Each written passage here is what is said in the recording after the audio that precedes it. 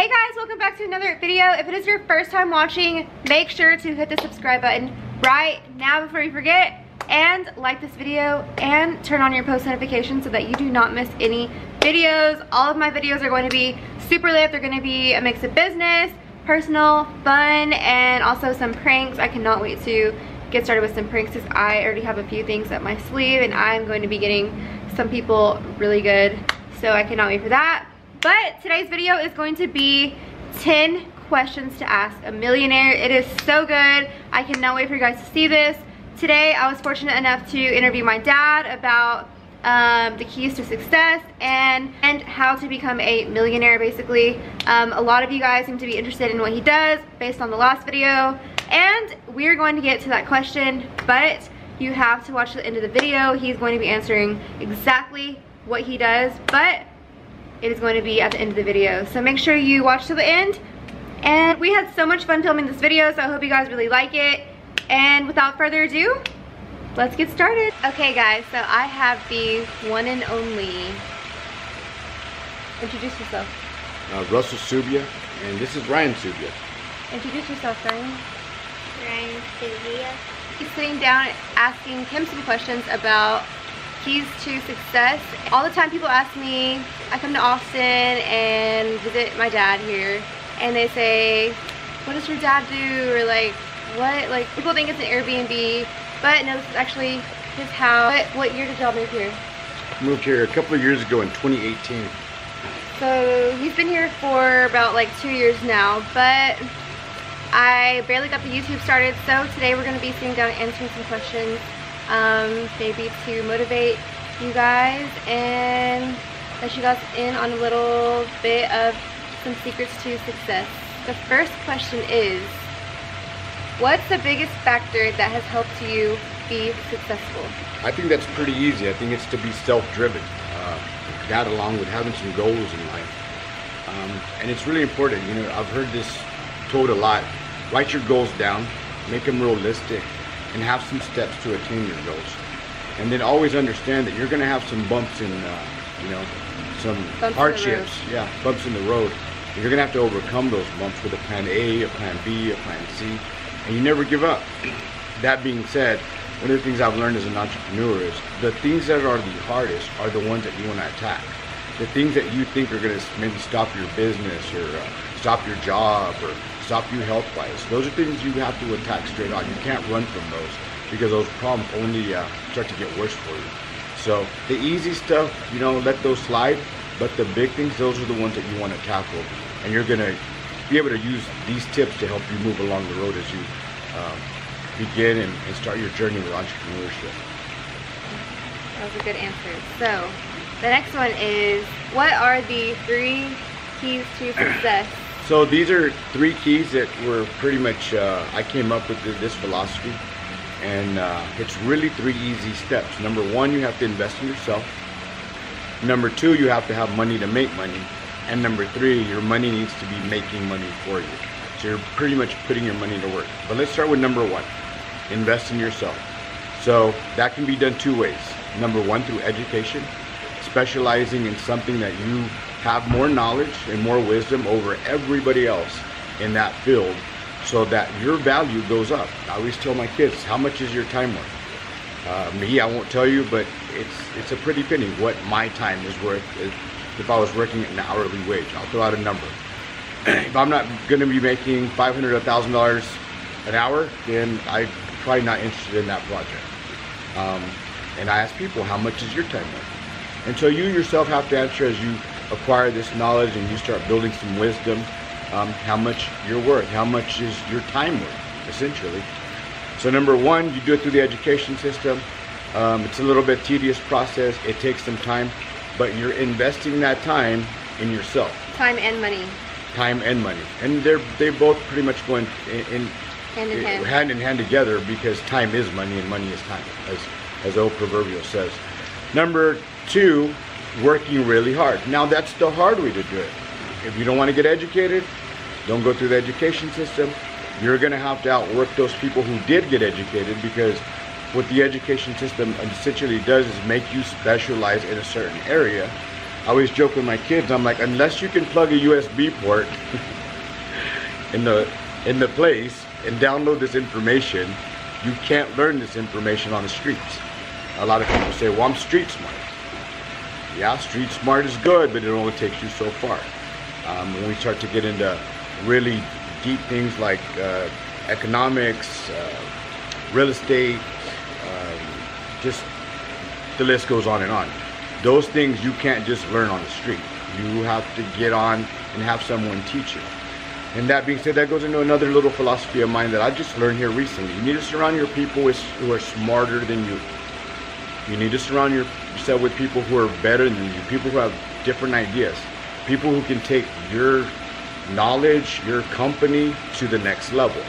You yourself cannot do it alone. And the sooner that you put your ego to the side and start listening to people who are smarter than you, the sooner you're on your path to success. Number two, let me go back to number one. So if you're not willing to get educated, you're not willing to work hard, you're going to fall in the 90% of America, which is the average. The top 10 succeed because they're either highly educated or they're willing to outwork everyone else and work really, really hard. Now let's go into number two. You have to have money to make money. That falls into place when you pass step number one, meaning you're specialized, you're getting paid well. Now you're saving your money. Don't go off and spend money on houses and cars and motorcycles and fancy clothes and all that stuff. That's not going to make you money. You always want to invest in stuff that's going to make you money, so at the end game, 10, 15 years down the line, we get to step three, that money's just making money for you. Never invest in things that aren't going to make you money until you reach past step three, then you can start playing with that money. That being said, step two comes with a lot of things. You have to have money to make money. You need to, early on, have really good credit. Number two, you need to make really good relationships with a solid banking institution that's local. I won't tell you what banks I use because I'll have some bias and non-bias. There needs to be a local bank that you can acquire some wealth and go get a loan against whatever you own, double that up, invest it, and start making your money work for you. You never want your equity to sit in a bank. You want to be able to use the bank's money to make money. You don't want to ever save up and work check to check to check to check to try to save enough. You go to the bank, tell them I have a piece of property, I have a car, I have a house, I want an equity loan on that, and then now you're doubling, tripling your money. Number two, you need a good lawyer, you need a good CPA. So these are probably a lot of people you want to start forming relationships with at an early stage. And that way when you have tax questions, law questions, banking questions, you've surrounded yourself with a team of people that have more knowledge than you do, because you can't know everything, of course. Number three, you have to have your money work for you. What does that mean? You pass step one, and step one and step two take a good 5 to 10 years. Don't think it's going to happen overnight. It's not going to happen in 6 months. It's not going to happen in 12 months. It's a marathon. It's not a sprint. So, like me, I invested really early. I didn't spend money on cars. Didn't spend money on houses. I invested in property. I invested in businesses. I invested in companies. And now those companies are residually giving me income because I sacrificed step one and step two to get step three. So now step three, my money's out there working for me. I'm not really having to work too much, although there's a lot of phone calls, a lot of emails, a lot of negotiations. But again, your money's working for you. If you can start making money while you sleep, you won. Question number three, what are your success habits? That is a really good question, and I've told a lot of my closer friends, and a lot of my family knows this. Success to me doesn't come in financial forms or money forms. Success for me, I'll give you a little bit of background. I went and got my biology degree at UTPB, went to another 4 years in Puerto Rico, got my doctorate there at the School of Optometry in San Juan, Puerto Rico. So I graduated at about 27, and I always tell people, you don't become a doctor because you think you're going to get rich. It just doesn't happen that way. The riches come from passing the test, helping people's eyes, being the best at what you do. If you can get that and have those goals and expectations met, then that gives you a sense of self-acclamation, which makes you feel like you're important, you've succeeded, you belong, and those are the real rewards. Financially, you know, money comes and goes. Money, they say, doesn't make you happy. It's true, but that sense of winning, that sense of gain, that sense of accomplishment will carry you through a lifetime. Freedom. But the sense of accomplishment, the sense of winning, always takes you through tough times, no matter what. And once you do that, then the money actually starts to pile up for you. But you do it for the love of the game. Kind of like Tom Brady, 6 championships, he's still playing at 40. I don't think he's doing it because he needs money. He just likes to win. And so that's always been the drive behind my success is creating things. So I hope you create things. I hope you do good things. Just understand the bumps in the road. You got to get past them, and don't ever give up. You know, don't ever let people tell you you can't do this, you can't do that. It's a mindset, it's a mentality, and if you want to do it, I always tell people the biggest hurdle from success is yourself. You're the biggest hindrance in accomplishing your goals. You know, you can't blame everyone. The whole life's not fair. It's not going to be fair, and you gotta learn how to, you know, get over those hurdles. Question number 4. What mistakes have you made along the way? Well, that's another good question. I've made mistakes that have cost me millions of dollars. I've made good moves that have made me multi-million dollars. But I think without making those mistakes, then it doesn't put you in a position to give you the wisdom and knowledge to say, hey, I can't make that mistake anymore, or hey, I need to look out for this, I need to look out for that.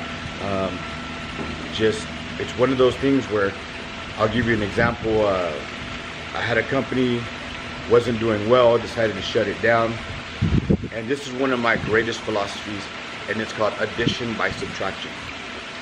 Meaning, if you have something that you're really passionate about and you love, sometimes you have to let those investments go if they're costing you too much stress, too much financial issues. Sometimes it's better to get rid of those than to keep adding to those. It's better to subtract that out of your portfolio, and you'll see your other companies that are doing well will start to even do better. You can focus more attention on them, more time, more energy, and now you have addition by subtraction by sometimes letting those bad investments go. Question number 5. If you could start all over again, what would you do differently? Absolutely nothing.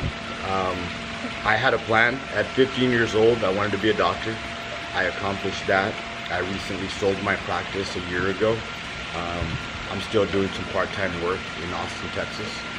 I never imagined that I would achieve building strip centers and doing real estate development and building oil field companies, building brine stations.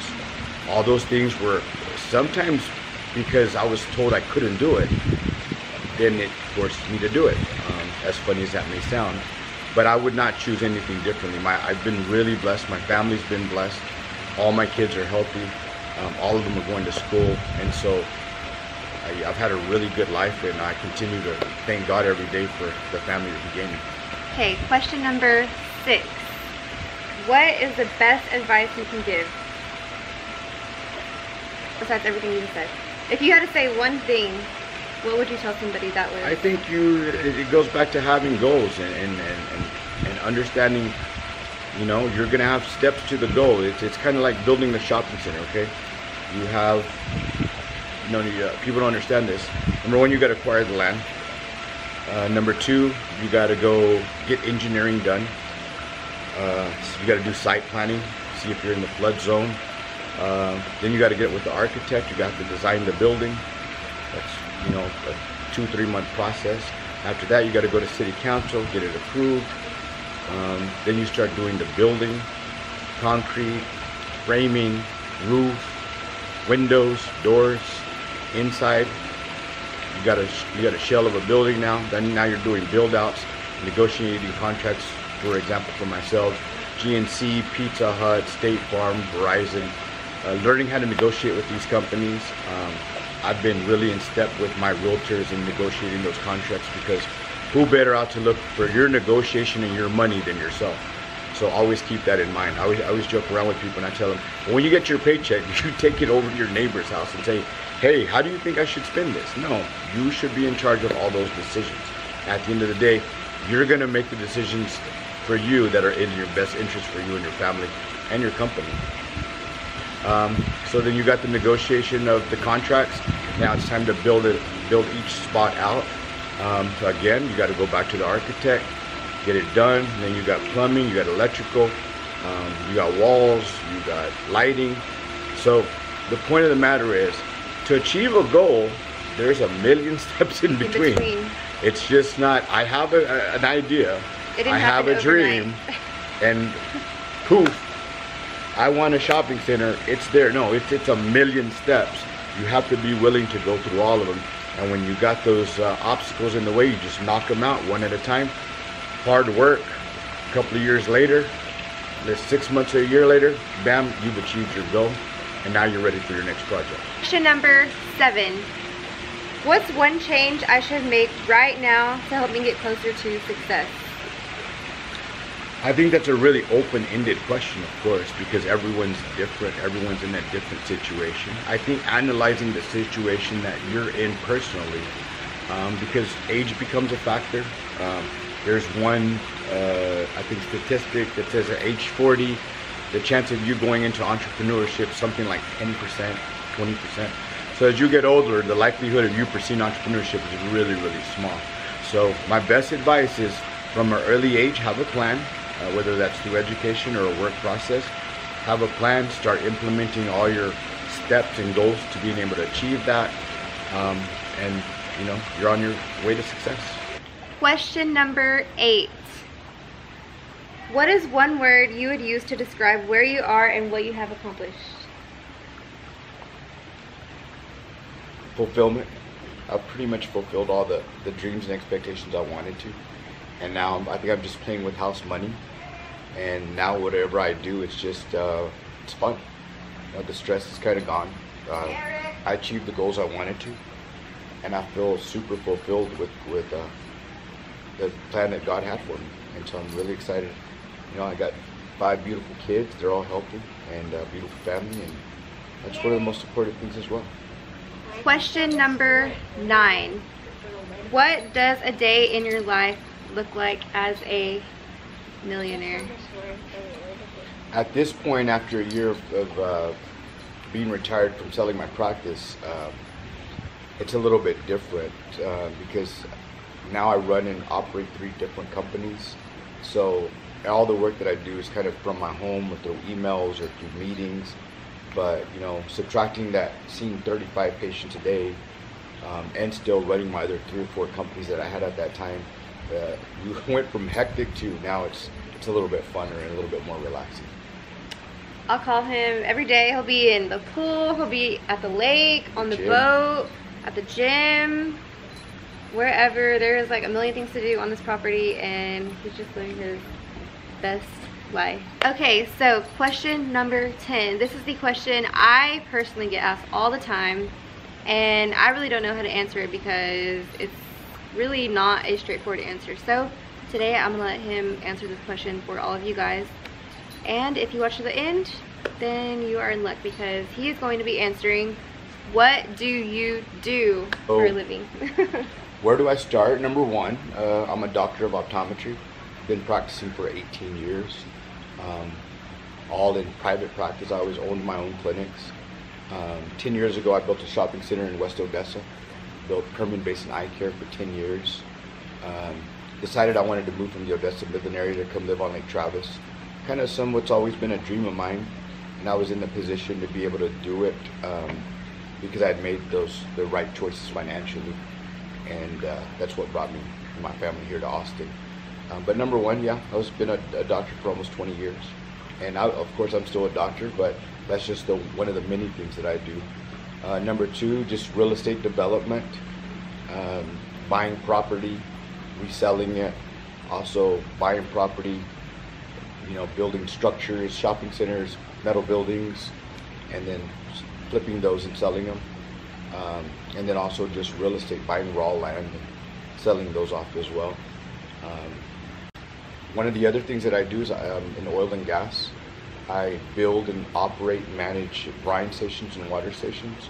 So if you have any knowledge of the oil field, they use salt to drill. It's much heavier than just fresh water. And so we mine salt out of the ground. We resell it to oil field companies. They're all automated facilities. So it's just pretty much everything you're looking at is on camera or a computer. And we've been doing that for approximately 10 years because during that time we also sell fresh water to the oil field companies, which has been a really good company for me and my family. I guess last but not least, I had a rental company. We just sold that company, and a manufacturing company for the lenses that we used to use at our clinic, and we just sold that company a couple of years ago as well. So now we're down to 3, and kind of just trying to let your money work for you at this point. We'll do a bonus question because it kind of leads into this, which is, what do you plan on doing in the future and what are you working on right now? So I'm looking at a few developments in West Texas that I'm planning on doing. They're pretty huge developments. One's maybe a $10 to $20 million development. Thinking about doing an industrial warehouse site in southwest Odessa. Some construction within the next 12 to 15 months. Okay guys, so that is it for this video. 10 questions to ask a millionaire, but I was fortunate enough to be able to sit down with my dad today so he could answer these questions for you. But thank you for answering some questions. Let's ask Ryan one question. Yeah, let's ask Ryan, who is your favorite baseball team? Cubs and the Dodgers. The Cubs and the Dodgers. Okay, well he got half the answer right. Cubs and the Dodgers? And also smash that like button. Yes! Yay! Smash that like button. Smash that like button. Yes, and what? What else? Make sure to subscribe. Yep, make sure to subscribe. And are you going to have a YouTube channel soon? We're going to try. Yeah. Famous. Thank you guys so much for watching, and I hope that was very informational for you. I will include my email, so if you guys have any questions on my free time, I will answer those for you. Yes. It's russubia@hotmail.com. Yes, you can reach out to him, or you can reach out to me and I will ask him. Or you can feel free to comment down below and ask any more questions that you might have, and I'm sure he will be seeing it, or I will be seeing it.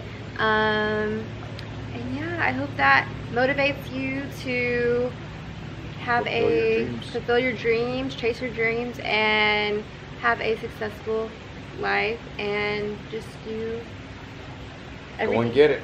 Go get it. Go get the bag. Go get it. I always tell my kids, come take it from me. Okay, and before you leave, do not forget to like this video and subscribe to this channel right now if you have not subscribed already. We've got a lot of good things coming in the future. Yep, and right after this video, I'm going to be filming the house tour that you guys have all been waiting on. So, we will see you in the next one. Bye.